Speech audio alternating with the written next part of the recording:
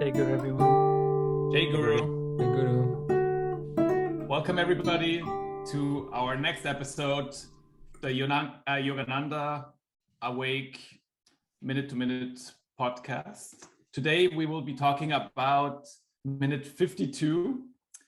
So we will talk about Guruji still being in Mexico, being disappointed about how things turned out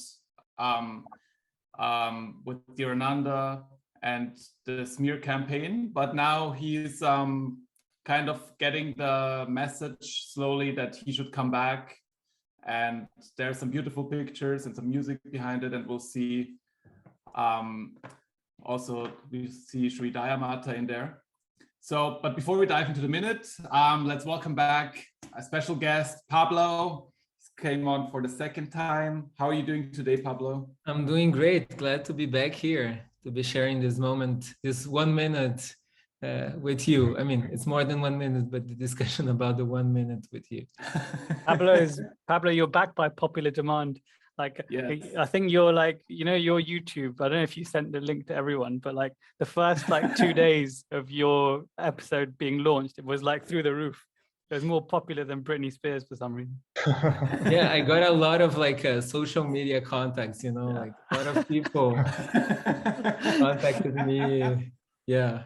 Yeah, we get it, Pablo. You're a big deal. You're a big deal in Brazil. You're also a big deal in France. Wherever you go, you're a big deal. That's very good. And we can talk a little bit also about Priyank, because Priyank was on a 2-month trip throughout Europe, which was one of the reasons why we haven't recorded many episodes recently, but you won't notice because our schedule goes on. But Priyank, can you tell us a little bit about this trip? Yes, so for the astute observers will notice that I had very short hair 2 episodes ago, and now I've got very long hair. Yeah, 6 weeks have elapsed since we last, or 7 or 8 weeks since we last recorded. I've been on a campaign with with Sadhguru, which many of you will know about, and the campaign is about save soil.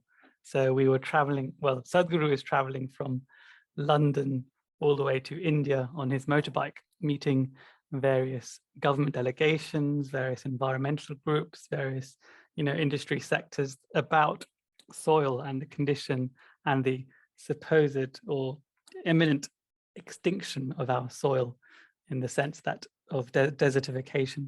So yeah, this campaign was about that, and it goes under the umbrella of just generally something called Conscious Planet, just making, you know, doing things in a more conscious way and raising our awareness in more ways than just, you know, raping the soil and not having enough crops and basically ruining it for future generations. So United Nations say that in 20 or 30 years we won't have enough agricultural crops to sustain or to feed our population of 9+ billion people.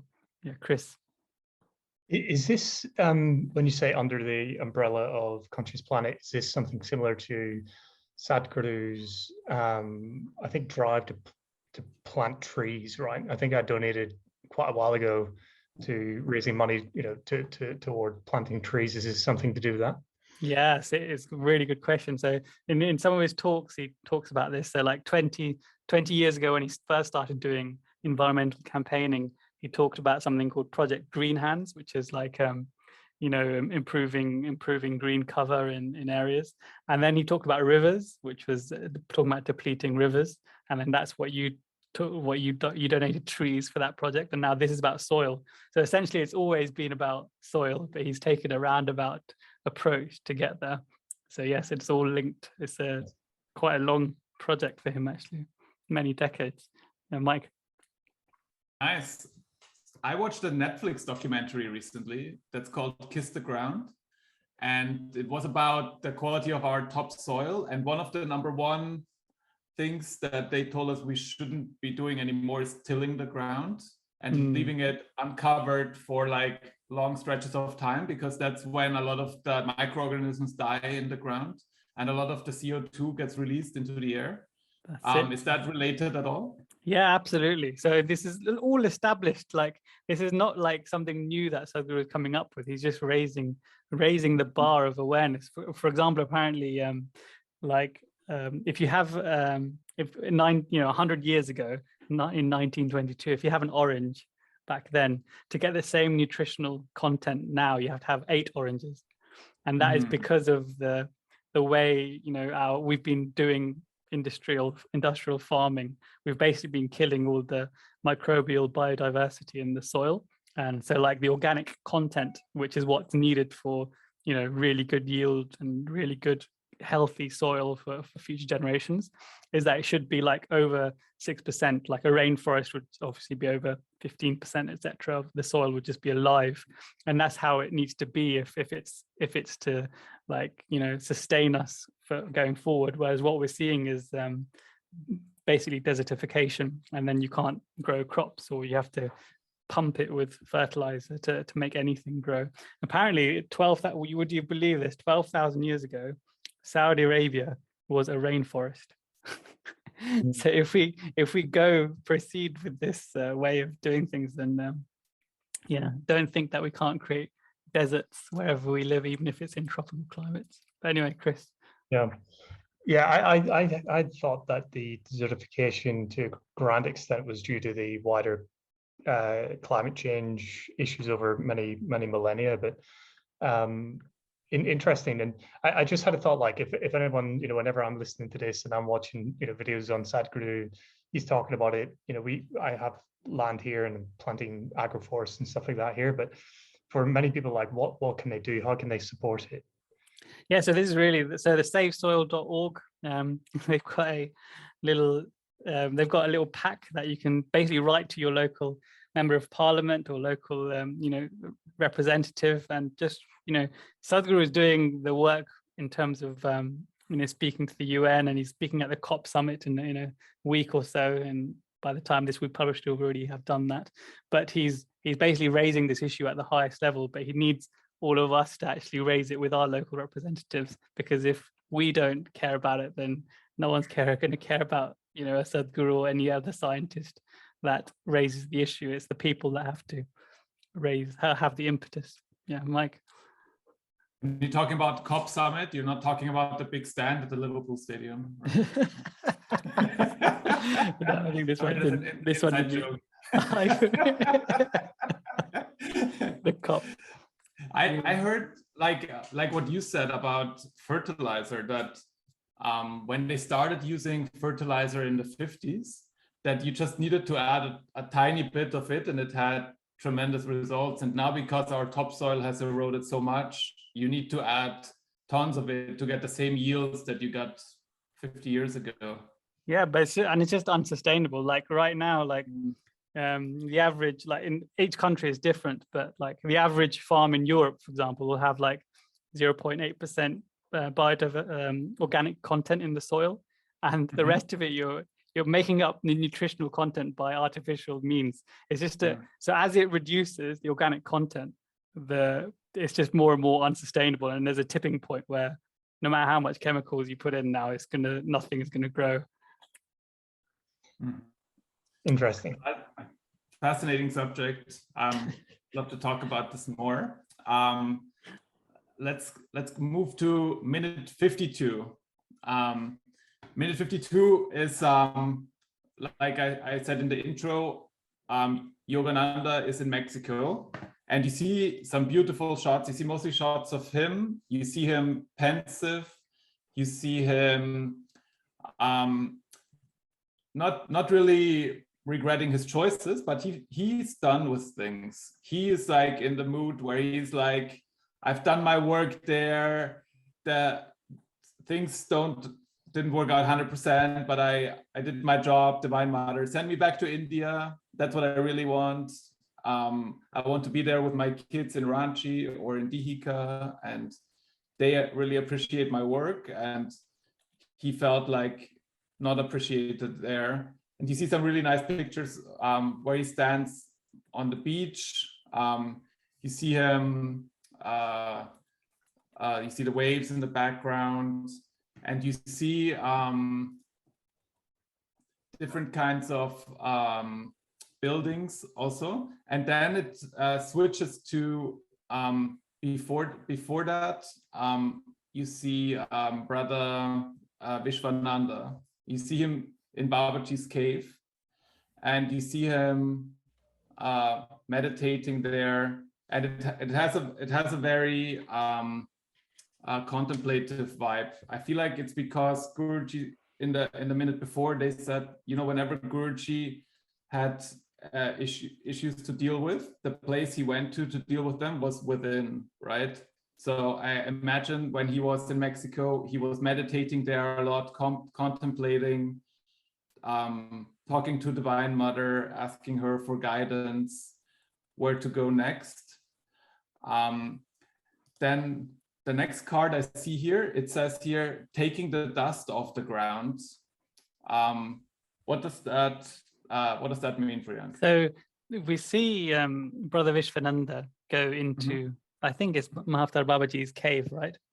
I think that's where he is. And before he enters, you'll see he takes the dust off the feet, not off the feet, off the ground of the cave before he enters, and applies it to his head. So the significance of that is pretty deep. So I think you'd know that you know, when Christ was around, for example, people would bow at his feet, you know, touch their forehead to his feet, for example. And in India, this is a big custom. So anyone that's considered revered or elder, even in the family, sometimes, you know, in a devotional way, a wife to a husband, they take the dust off the feet of anyone they're considered, you know, spiritually or in a revered way. So they take the dust off the ground. In this case, Brother Vishwananda is taking the dust off the ground where Mahavtar Babaji walked.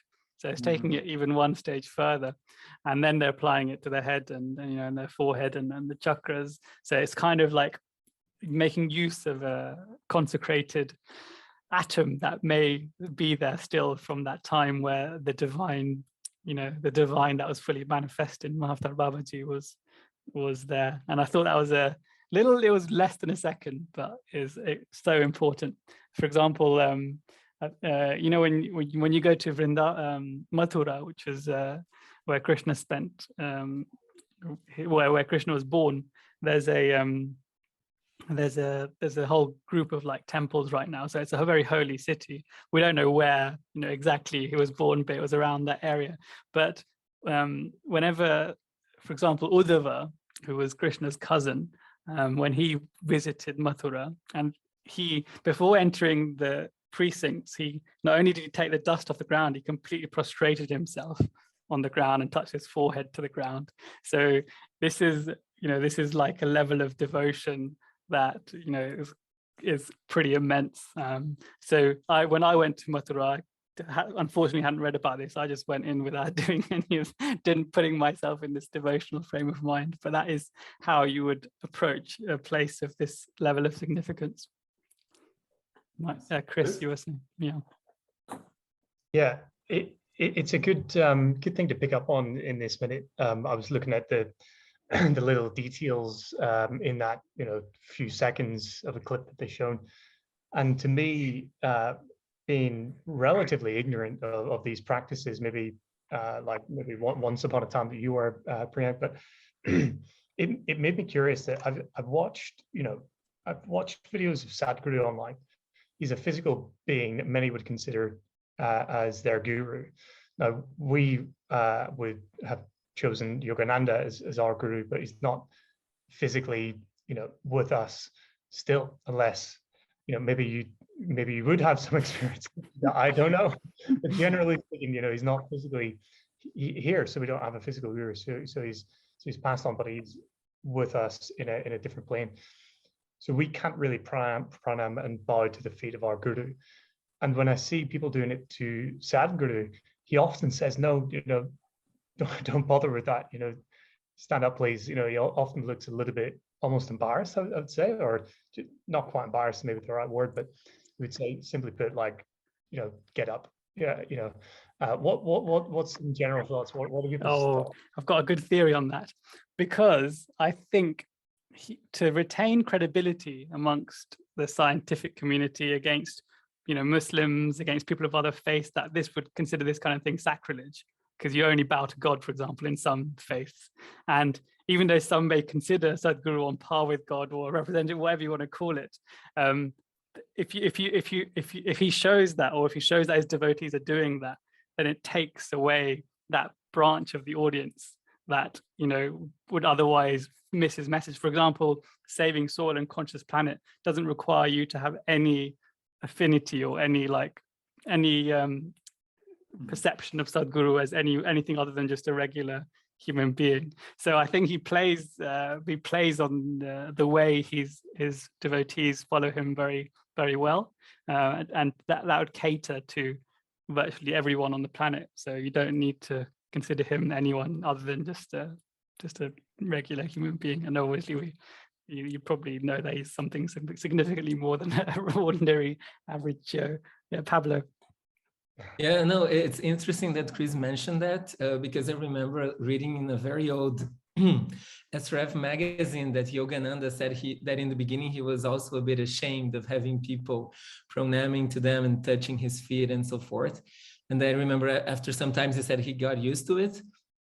But I especially remember him saying that, especially from avatars and big saints, there's a special current that emanates especially from the hands and from the feet.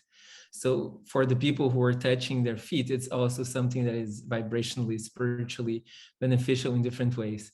But what I wanted to say in the beginning was about like how sacred that soil is that you're mentioning about Mahavatar Babaji, that cave where he was.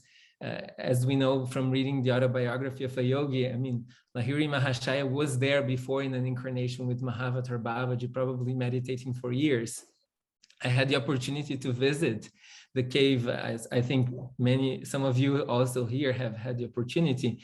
And when I was there, one of the monks told me the story that Sri Dayamata went up to the cave, and she said that she also said, I remember being here in the previous incarnation. So it seems that there was like a big spiritual hub there of really advanced souls at some point. So that's how special that soil is.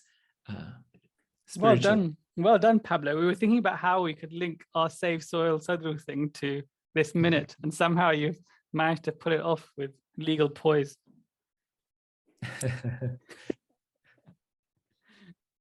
There's something that I remember from the Bible, and a story about Jesus, and it was about him washing the feet, I think, of a homeless man or a beggar. And I think I'm really vague in the story now. I think Babaji was doing it in the Kumbh Mela.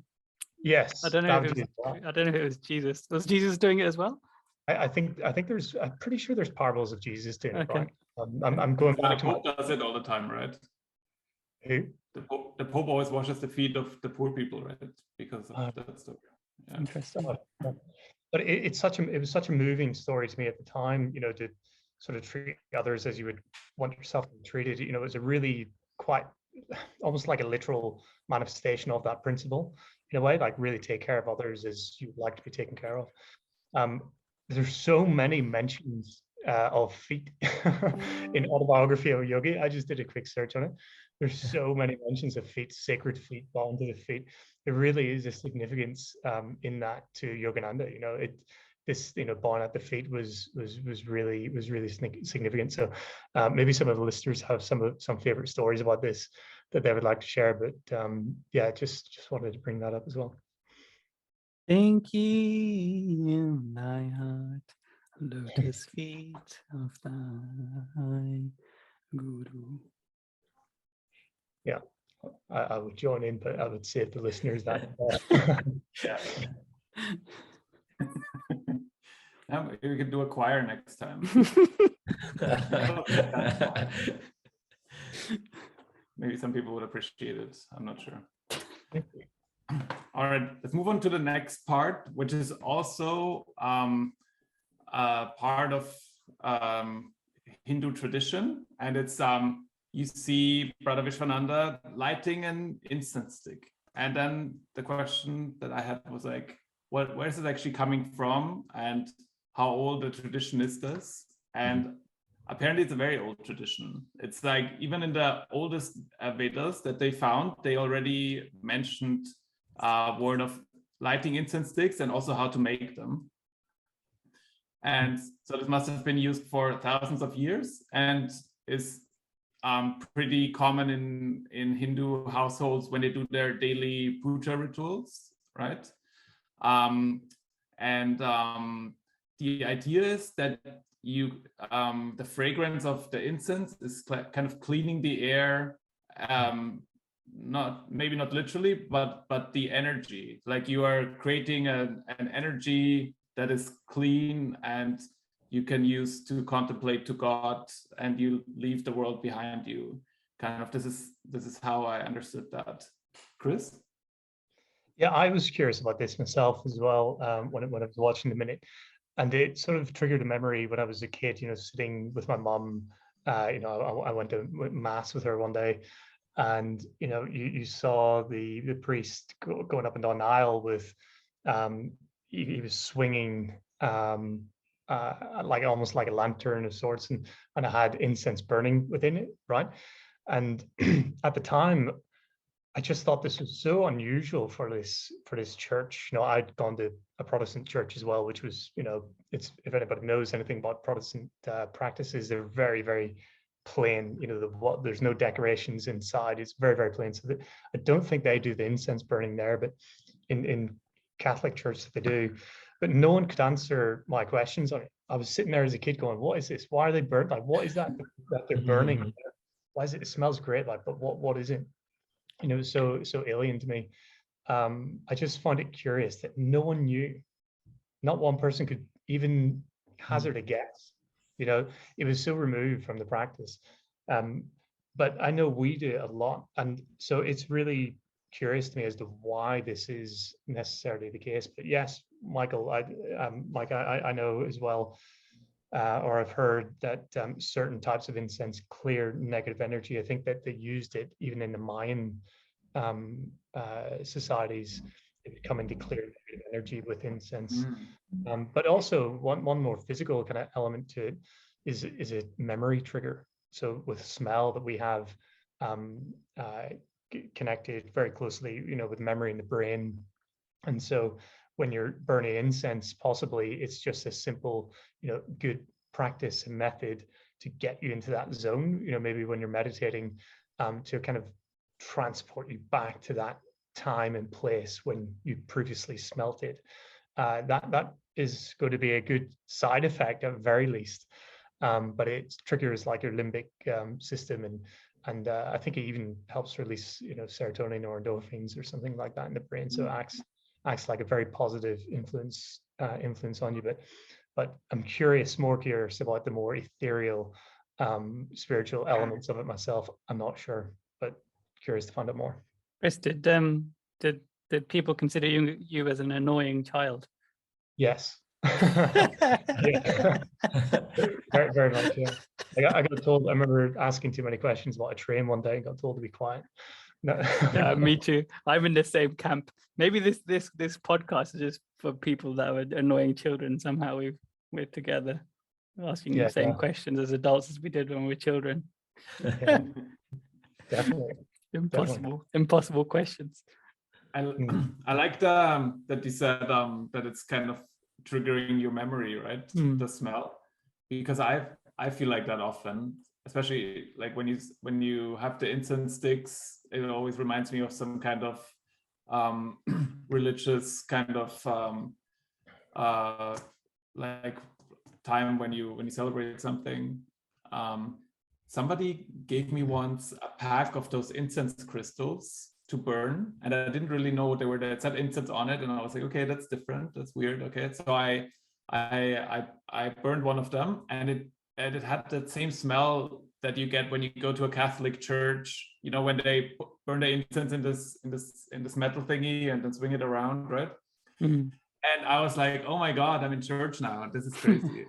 because like the sensation was basically like, oh, that's the only time I smelled this is there. Yeah, Pablo? Yeah, it's interesting that you mentioned this idea of like memory triggering, because even it's not specifically about incense, but even some of the musical instruments that they use in church, for instance, the bell, they say that the bell is something that tries to emulate the sound of Om, that like primal sound in the universe. And that's something that is used not only in the Catholic Church, but in different religions. And even if you think about some Hindu religions, they have other instruments that try to emulate different vibrations of the different variations of the Om sound. So memory triggering seems to be something that is very present in this context. Yeah. Nice. Priyank?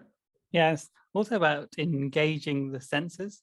So one tradition, once I was talking about japa meditation. So japa meditation is about basically repeating a holy prayer or name of God, etc., just repeating it. So so the part of the science in japa was to just completely engage your concentration.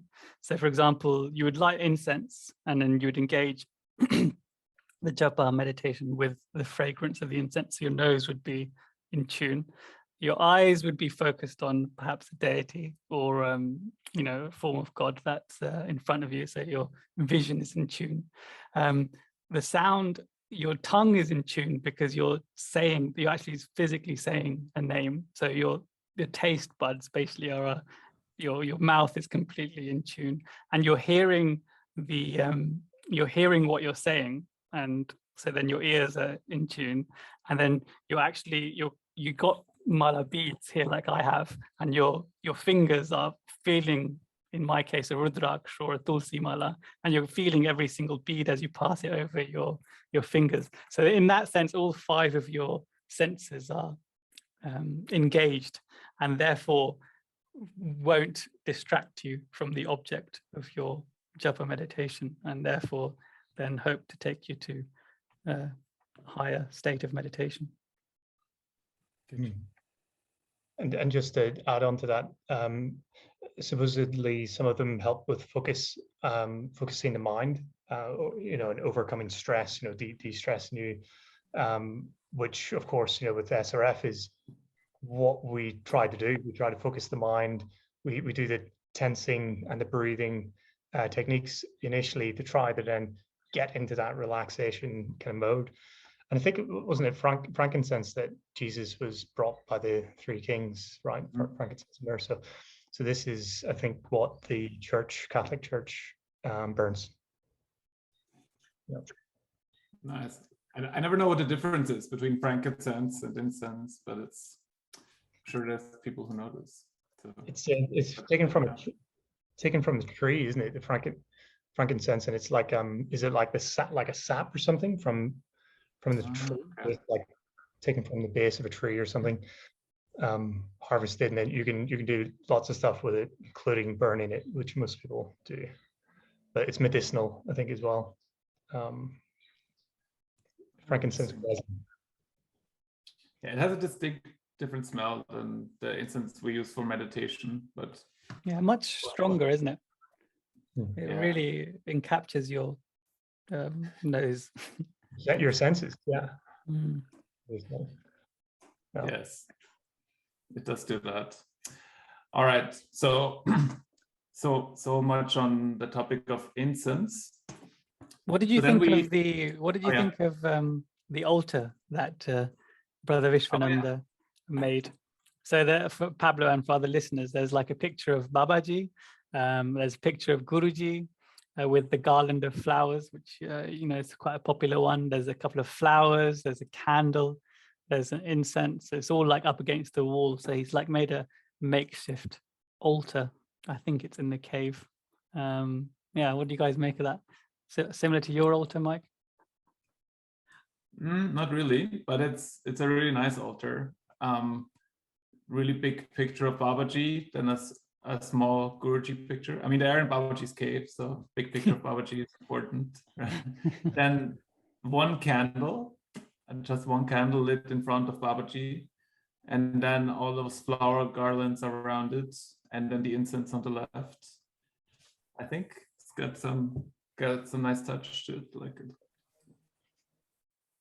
Chris? I think I think it's lovely, very simple, not too cluttered. Yeah, but the candle that's lit, that as well has a significance in the meditation practice, I believe, to clear energies and to allow for a stronger meditation practice. So that, I suppose, that shouldn't be overlooked either. Why is there a candle burning?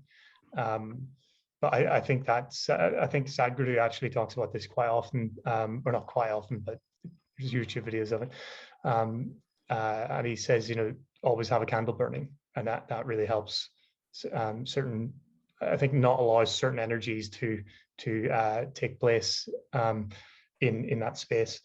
So they've got a nice balance between the incense and the candles, I suppose. There.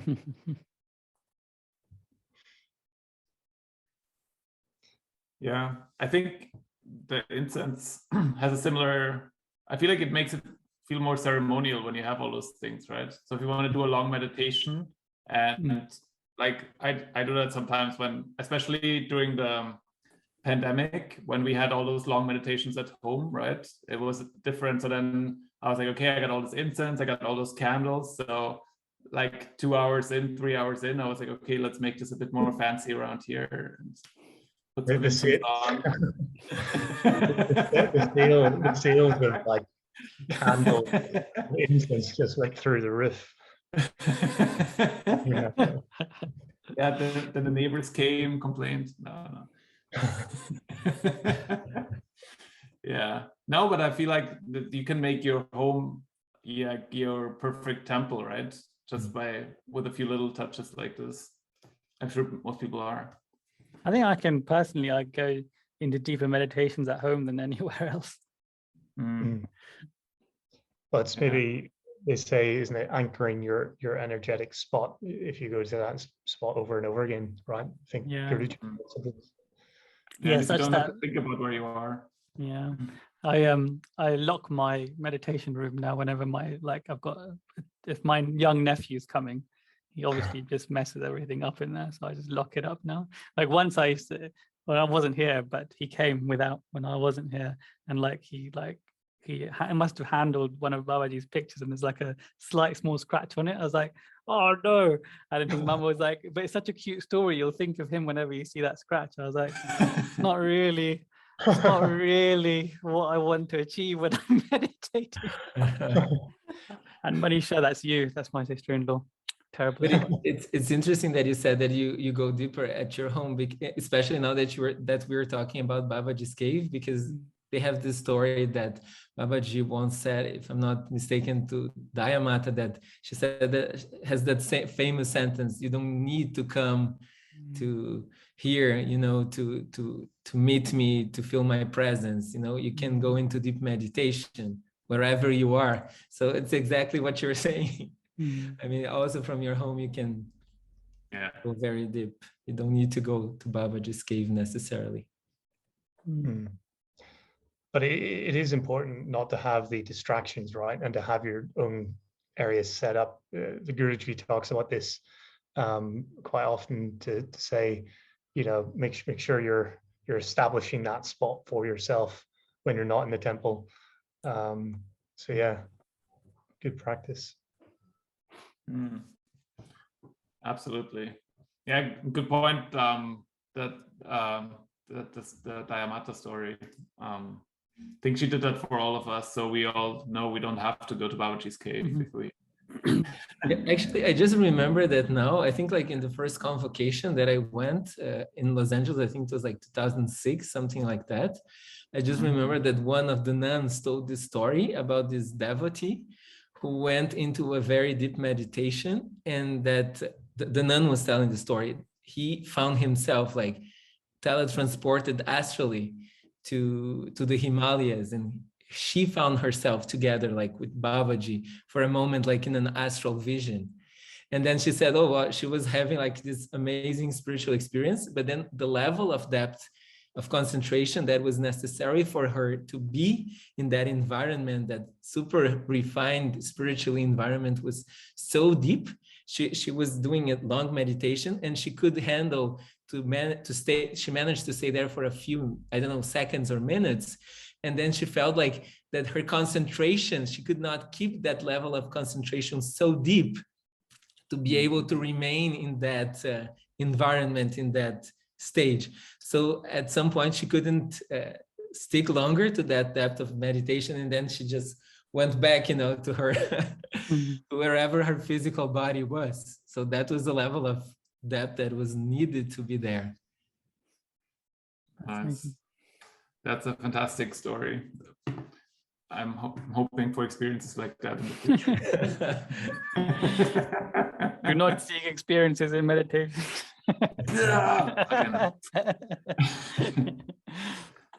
All right. So let's move on in the minute, because now Guruji, you see all those pictures of him meditating, and now he goes like, whenever he had the feeling to leave this work, Divine Mother comes and tells him, you have to go back. Takes him by the ear. He does take him by the ear, yeah. Like you, Yes. Chris. When you're asking all those annoying questions as a child, your mom's like, go back to your room. By the ear. Well, not quite the same, but yeah. I did wonder, actually, if on this topic, if any of you guys had this experience yourself. Have you experienced in some way the gravity of God's love, let's say, just pulling you back in when you're trying to get out of committing to something? Because here's Guruji again, talking about, God, I really would love to just drop these organizational responsibilities, please. Just let me go back to meditate in the Himalayas, to run my school in Ranchi, and he just can't break that, right? And he's just being pulled back in, almost like a force of gravity, just pulling him back down to the ground. Yeah, have you guys, any of you guys ever kind of experienced something similar? Don't jump in at all. And for me, I feel like it's more like subtle things. It's more like, I feel like every day you carry like a basket of rocks, and Guruji tries to put in the maximum amount of rocks every day that he can, but not too many. If it's too many, then he takes it away again. Like, I feel like it's a bit like a balance like that with little things, but not really. I've not had the big confrontation where like, I'm out, and then no, you're not. You're out when I say you're out. I was trying to do that in the Arnie accent, but I couldn't bring it out. You've just been in Austria recently, Priyank, as well. You should have been practicing. Yeah. Yes. The Austrians really appreciate the Arnie accent. I mean, I think the experience that I had is not exactly what you're asking, but I think I have had probably 2 or 3 times throughout the whole time that I have been a devotee. There have been situations where I was either too obsessed about getting somewhere or getting something, or when I was going through a difficult situation and I wasn't understanding, how to go through that, or I wasn't understanding why that was happening. And someone, would come up and tell me something, and I would have the clear feeling that that person was not by themselves saying that it was a message from the Guru. It was just like a very strong feeling, they aren't actually saying that by themselves. It's the Guru who's giving me that message. And I just remember like 2 or 3 times in my life when I had that very strong feeling in like those difficult or crucial moments. Yeah, and for me it's much more subtle as well. So like, I remember after reading The Alchemist, I was obsessed with every single thing that I could consider as a sign. For a reason. I was like, why is that bird flown in that way, in that direction, for me to see it, with the sun in that direction and the tree there, the wind blowing in this But I think I've experienced that there is an underlying guidance, as it were, or a pull. I think everything in The Alchemist is just so mind-blowing that it's just like, it's still with me as if I read it yesterday. And like, so often I heed to that to like that guidance that I kind of just sense sometimes through little subtle, very subtle signs. And whether it's like the type of person you're sitting next to on the train, or it's like how your day has gone, or how your energies are on a particular moment, it's all somehow linked to your spiritual unfoldment. And the more you trust your reading of it, obviously it takes some significant sadhana to do that, but the more you trust it, I think the more you can rely on it, and the more actually the more is revealed to you, as it were. And I'm not sure I'm making much sense. No, you make perfect sense. We all know we're all on the intuition train, Priyank, trying to develop our intuition better. Yeah. Maybe some of the listeners can, you can kind of get drunk on these stories, can't you? In some ways, they can be quite seductive to kind of hear, to tell. They are somewhat a distraction, just to kind of bring us back on a point. It's lovely and beautiful serendipitous moments or whatever it might be. But not to dwell too long. But maybe some of the listeners have some really cool stories to share themselves. But it's funny you mentioned a train there, Priyank, because that is probably the biggest moment where I was trying to get away from meeting a friend, and life just told me, no, you have to go, and ended up through a series of events, meeting my now wife on a train I would never have met, otherwise. And that was a very clear moment for me, but slightly different, I know. Yeah, if anybody else has any stories to share, ping them to us. We'd love to hear them. Involving trains. Yeah. Yes. Only. Nice. So we have Guruji said there's the message, he needs to go back, but now we see all those pictures of him, and I was wondering if anyone knew where they were. Unfortunately, Pablo, you cannot see them now, but there's like one picture where he is, I would say it's like a bigger hermitage style building, and he's meditating on top of a wall, I would say. Then there is another building where it looks like a Hindu shrine, and he's walking past it. I wonder, he looks like, so he's an adult already, so it might be in Ranchi somewhere, if I would have to guess. Any guesses, guys, where those pictures were taken? I think it's from his, I'm quite confident actually, it's from his trip to in 1935 or to India. So, and it one of those scenes could be his when he went to Serampore to Sri Sriyukteswar's ashram, like when Sri Yukteswar left his body the first time. Yeah, that would make sense. Yeah, because the scene kind of feels like that. But wasn't that the Puri ashram where he left the body?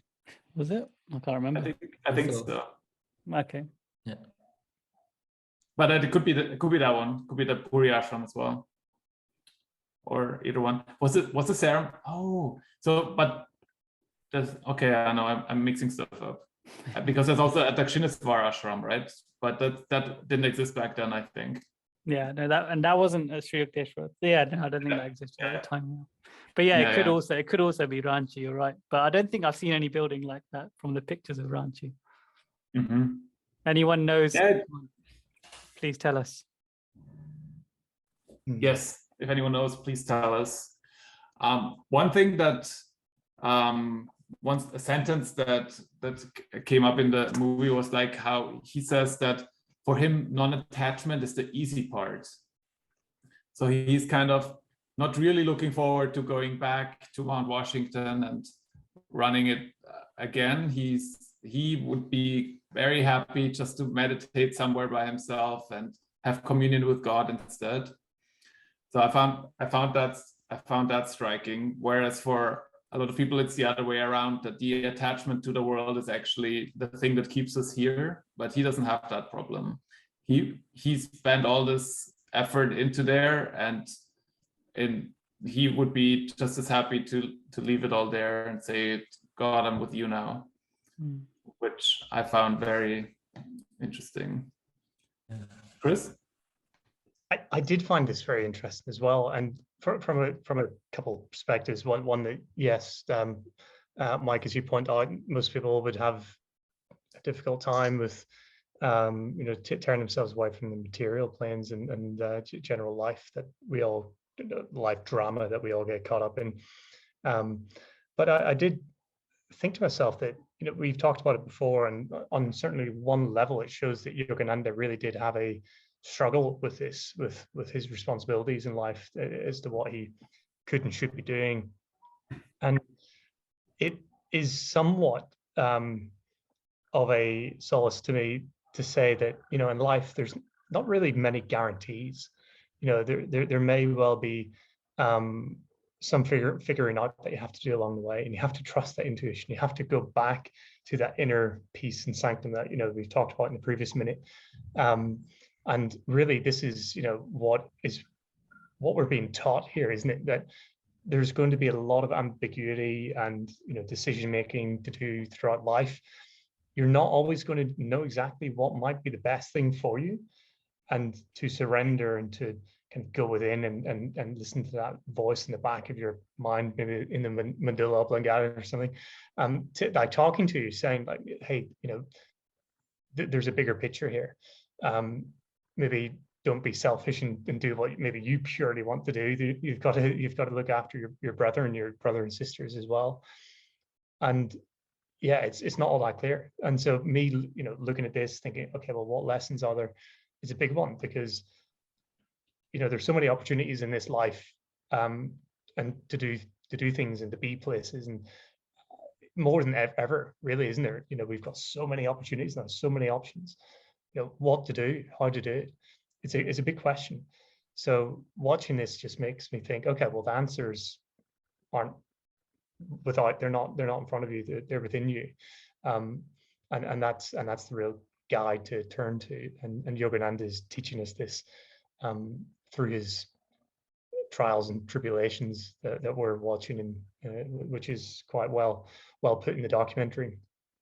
So yeah, that's just my take on it. It's such a good lesson. We've talked about it before. Is Yogananda, is he more aware of this, and is he sort of going through the motions that sort of help teach us in some ways, or is he legitimately fighting Maya as we are, and delusion as we are to some extent? So yeah, that's my take on it. Yeah, nice, thank you. Pablo?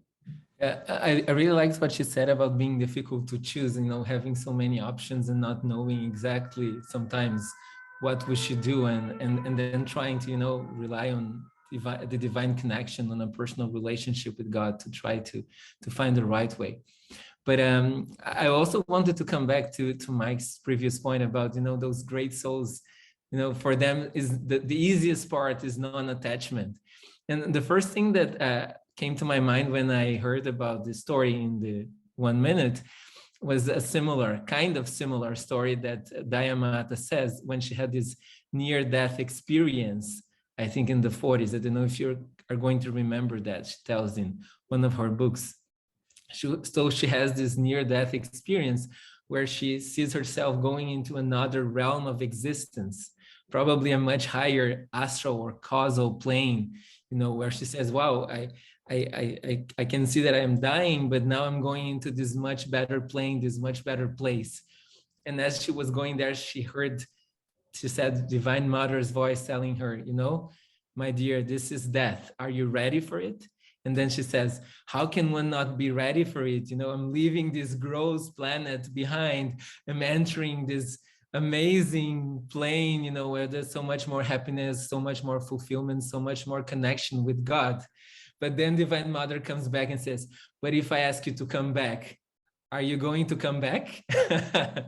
And then she says, she felt like a thrill in her heart Because at the same time that she didn't want to come back in that initial moment, she felt thrilled that God was asking her, like that was the strength of her personal connection with God, that like she felt not only the presence, but the joy in doing God's will, in being in that presence and doing her will. So that's the first thing that came to my mind when Yogananda told that story, because in a different context, it's the same thing, like having to do something that you don't want. And it's difficult, but at the same time, the fact that you have this personal relationship with God also is a source of strength and joy. Absolutely. Priyank? Yes.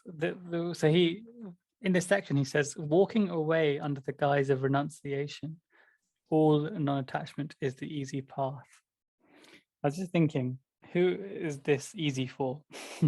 I think Pablo mentioned it, for saints, it's clearly easy for them, or realized master, it's easy for them to, non-attachment is easy for them. They've already mastered that. But we, as people that are still on this gross plane, not just on it, but actually not yet liberated from it, it's not the easy path. In fact, it's we're stuck to the path of attachment, and renunciation is difficult for us. I think if we if we get to that state, then we will obviously become a Yogananda or a Mahavtar Babaji, but certainly for me, myself, I'm still there. Like, for example, I'm fasting today, and even just one day, I'm thinking I'm thinking about food. So how much is my attachment to gross sense pleasures? Must be quite high. And habits. Yeah, go for it. Habits. I was just adding a word, and habits. Just this habit, isn't it? Fasting is fascinating like this, because I feel like fasting is like you putting yourself on the plane of Kurukshetra, and you get reminded of it every single moment of the day because you're hungry, right? So you really fight the fight, and you win it, right? So I feel like your spiritual strength gets increased every time you do a day of fasting.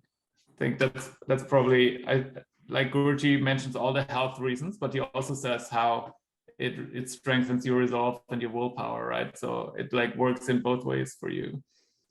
Yeah. But in some days that I fast, which I do regularly, I don't feel any hunger, any thirst. So would that imply that on that day I have non-attachment for food? I can't speak to that. Like I feel it every day I fast. What did you say, Chris? You were saying something. Yeah, I think maybe Priyank, you already sort of know this, but the cycles, and I'm sure Pablo and Michael, you guys are aware, given the teachings and the lessons that we have with SRF, is that the body needs to fast. So it's actually quite a physical need as much as it is a spiritual need in some ways. And it is the habits of this modern era that we have so many options to eat food, that we've developed this constant habit of eating.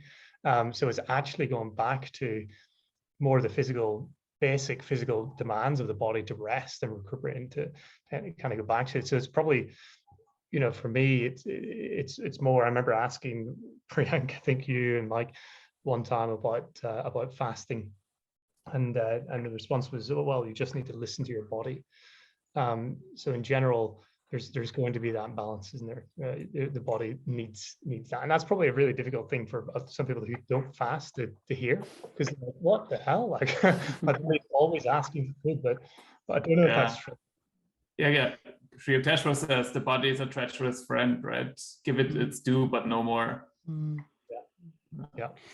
And to add a metaphysical element to it, Sadhguru, I think on one of his stories, said Buddha says that when you're hungry and you give away your food to someone else that may request it, you grow stronger both physically and mentally. I'll remind my mum of that, and thank her very much next time she's taking food off my plate, which she does when you're fasting. Yeah, no, this is when we're out for dinner. My mom ends up taking half of. she jumps in and helps herself. She doesn't. I took this concept to the limit once when I think I was fasting. I was doing a dry fast, and I was at this ashram, and so I was preparing food for people whilst fasting. So I was hoping this really is true. So like if I'm feeding 100 people whilst I'm fasting and hungry, then I'm going to grow like 100 times stronger. But I don't think it's worked. Maybe it has in some subtle unknown way. Oh yeah, Chris. Well, you might never know if it actually does, because don't they say that the blessings that you put off kind of compound over time. So if you don't bank them somehow, if you don't cash them in, they actually compound to greater benefit. But it is quite an interesting topic, and I know we don't want to spend too long on this now, but fasting when you're in relationships and with partners and families, and if you're fasting, maybe your partner or family members aren't, it is challenging, because if you're cooking, if they're cooking, that is a big thing where it is something to really consider. And that's a nice thing to think about, Priyank. The next time when I'm looking to fast, my wife isn't, for example, I'm just going to take that courage. I'm going to say that inside. This is even more beneficial for me to do it today. Yeah, you'll grow twice as fast. Yeah. Maybe I did grow 100-fold, but maybe I was starting from a really, really weak position. So I only went to just a mediocre position. Yes. It's like that. No. Yeah, I love that subject as well, fasting. But I think we're about to wrap up. We have one more picture here. We have busy street scene. I think it's somewhere East Coast America in the 20s, Boston or something. Street cars, horses, loads of people. Kind of like the movie wants to show us what Guruji is getting himself back into after all the serene beach and mountain sceneries in Mexico, back to this madness, basically, right? That's kind of how the minute ends, Chris. Yeah, and it's a good conclusion by the movie producers, documentary producers. It's chaos. It's absolute chaos. There's also order in the chaos, because like a tram goes, everyone stops, and another tram goes in the other direction. So it's like there's chaos, but there's order. So the jungle of civilization, is yeah. And there's throngs and throngs of people, all trying to get over this train. Chris is really lagging out, but yeah. And the way that they stop their hand and stopping the throng of people, the crowds of people just walking in front of the train. Obviously, today we've got so much order in the world, but that it's madness, isn't it? When you look back, the health and safety officers of today would have they'd have nightmares just looking at this. Yeah, especially in the US, like that's like became much more of a car culture, and people moved out to the suburbs. Like those pictures, I don't think they happen much anymore in the cities here. Okay, so this wraps up minute 52 pretty well, unless somebody else has anything else to add. Chris has got a question. Yeah. No, I was just going to make a comment. I've never been to India. I really do want to go. It's on my bucket list. There's pilgrimages, that I want to do. But I've heard, India is quite chaotic. There's so many people. The cities are just are packed, and when I watched this video, I almost thought, maybe this is what some parts of India can be like, because it's a little bit behind the development of the United States. And Guruji is coming in at a time when there's a lot of instability in civilization, and to be able to take that on and to kind of run head first. We all do this every single day. is doing God's work in some ways, isn't it? So to try to bring order and joy into the lives of your fellow citizens. So yeah, when you look at this chaos, and Yogananda's thinking, well, gosh, do I really have to take this on, or could I just be in my orderly kind of metaphorical cave in Himalayas? So yeah, just to reiterate your point, Mike, it definitely is a really relevant video to include there. Yeah, I just wanted to say, I mean, especially for you when you go to India the first time, I think like you have to see beyond, like this initial chaos that for Westerners can be really like bewildering in the first moment, to feel its spirituality, because it can be quite chaotic, like from the material point of view at the same point, but it's really about getting the true spirit of the place. Yeah, but mind you guys, oh yeah, go. Yeah, go on, Chris. Mike, sorry, finish. Yeah, mind you guys that this is the India that Guruji wanted to go back to, right? Oh yeah. So, I think. Sorry. Isn't I didn't raise my hand, but isn't there a good story of one of the biggest spiritual gatherings in India? I forget the name of it. Kumbh Mela. Kumbh Mela, yeah. Where was it? Gosh, I can't remember the exact story, but was it Vishwananda Babaji there? Vishwananda Babaji, yeah. That story where there was a good learning to take from that that's similar to this, where there's just chaos, and there's spiritual people mixing with worldly people. You've got to kind of look for the gems within that in some ways, but then it's all gems ultimately. Yeah.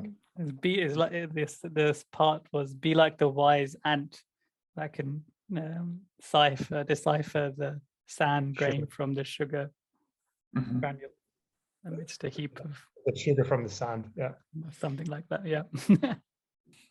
Fantastic. All right, guys. Thank you all for joining. Thank you, Pablo, for coming on for this minute, being our special guest. And this wraps up second time guest. Yeah. This wraps up minute 52. Thank you, Jai Guru, everybody. Jai Guru. Jai Guru. Jai Ma.